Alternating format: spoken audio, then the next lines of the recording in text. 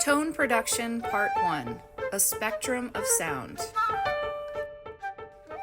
You have a beautiful tone.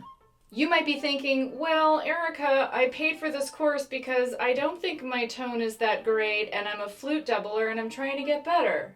You're wrong. Your sound is beautiful. This video is about what I like to call the tone spectrum. Remember when you first started playing flute? Probably sounded something like this.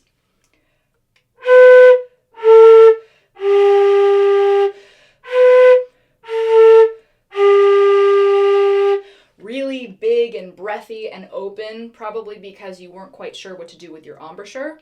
That is a beautiful sound. The concept of a tone spectrum is the idea that there is this whole array of sounds that you can get out of your instrument, and every single one of those sounds is a valid, beautiful sound. Everything from this to this. You have a tone that's on one end of the spectrum and one that's on the other. Let's talk about the open, breathy, airy side of the tone spectrum. It's kind of like blowing across a bottle. You're not really paying attention to your embouchure. You're not really paying attention to making that big, thick, classical, fluty sound. You're just trying to get a sound out on flute. And your tone at the end of this spectrum might seem kind of unfocused. Well, your embouchure is kind of like a camera. And when a camera goes in and out of focus, it changes the image. I don't know about you, but I've seen some pretty beautiful photographs that are a little bit out of focus, or a lot out of focus. It all depends on the context.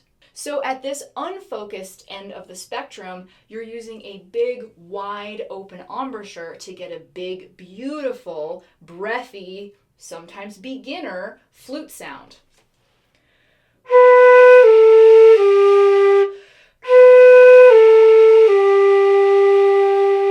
So let's move to the opposite end of the spectrum. The really tight, clear, crystalline, classical, fluty sound.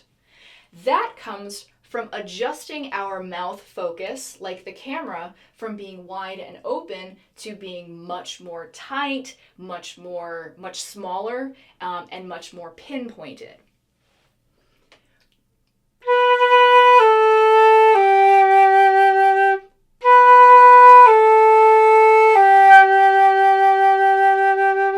And there's this entire range of color that you can get on the flute from one end of the spectrum to the other.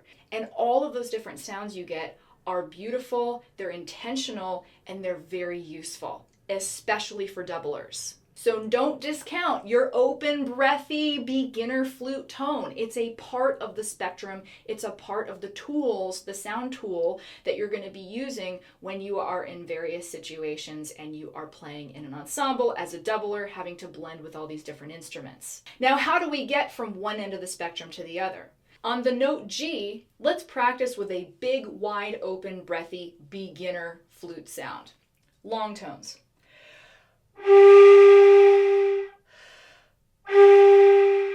And remember, I'm not pushing my air out. I'm letting it fall out, essentially, just like the balloon.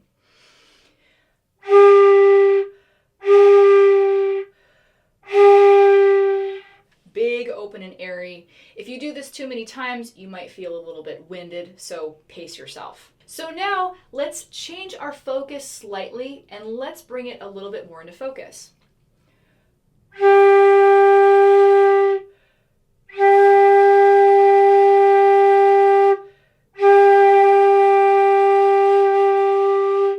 So what I did was tighten everything up just a little bit. I engaged my muscles down here, I engaged my muscles up here, and made a little bit tighter of an embouchure.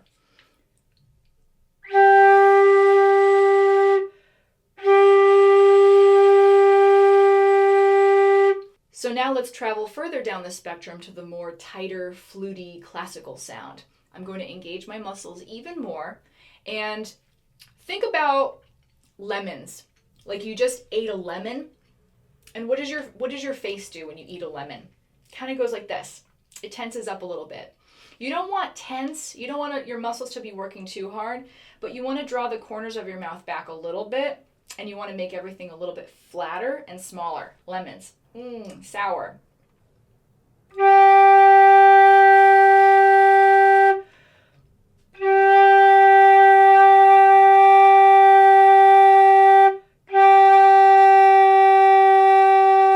Even tighter.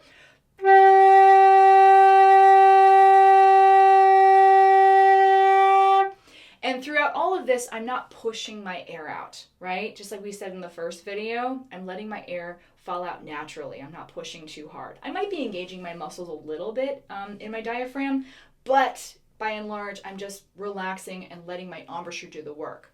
So the spectrum, we have open and breathy. We have slightly tighter. And then we have tight and fluty.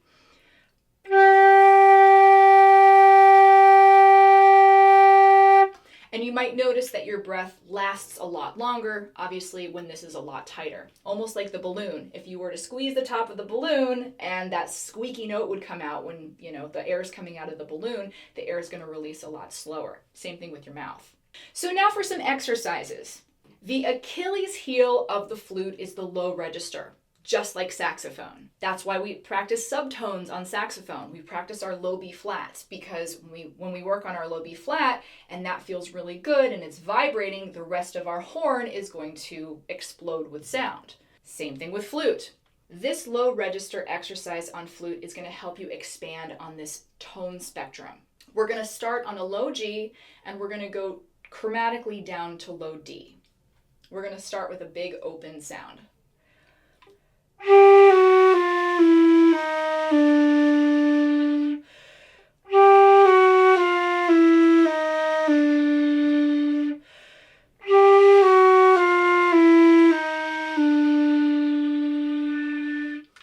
Slightly tighter.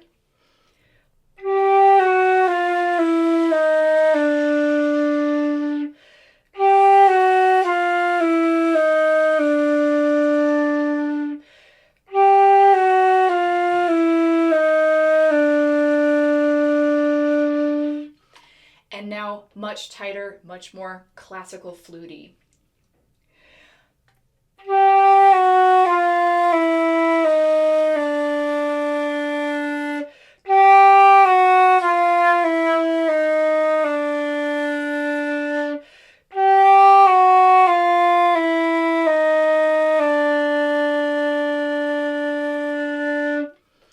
If you want to expand on your lower range even more, drop it down a whole step and go all the way down to your low C, which can be a very difficult note for beginning flute players. But hey, we might as well dive right in, right?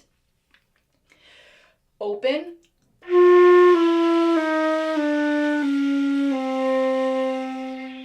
Slightly less open.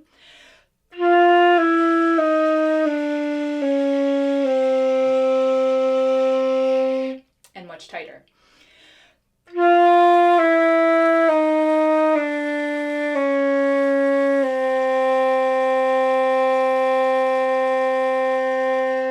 And along with this spectrum of tone, I also want you to test the limits of what your flute is capable of. So if you're down in the lower register and you're playing some of these crisper, flutier, tight notes and you're trying to get that really laser-like sound, see where your flute's going to crack.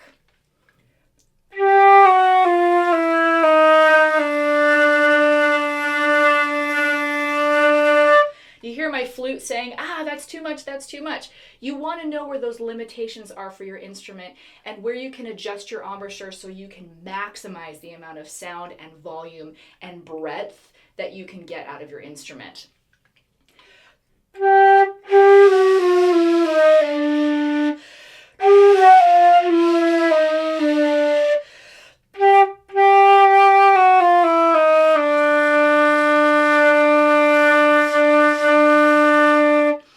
Because eventually this is what's going to help you build a big, beautiful, fat sound. You need to know your limitations in order to do that, or how to stretch those limitations to maximize everything you can get out of your instrument. A classical piece that you can focus on that will help this aspect of your playing is the Syrinx by Debussy.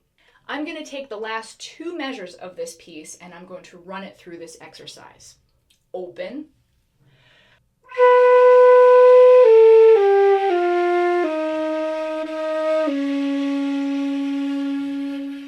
I ran out of air. A little tighter.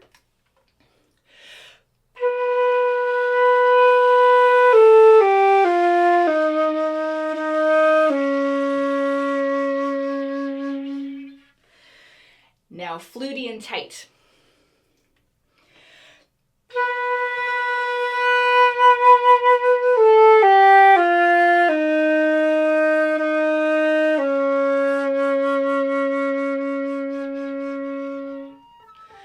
And I added some vibrato.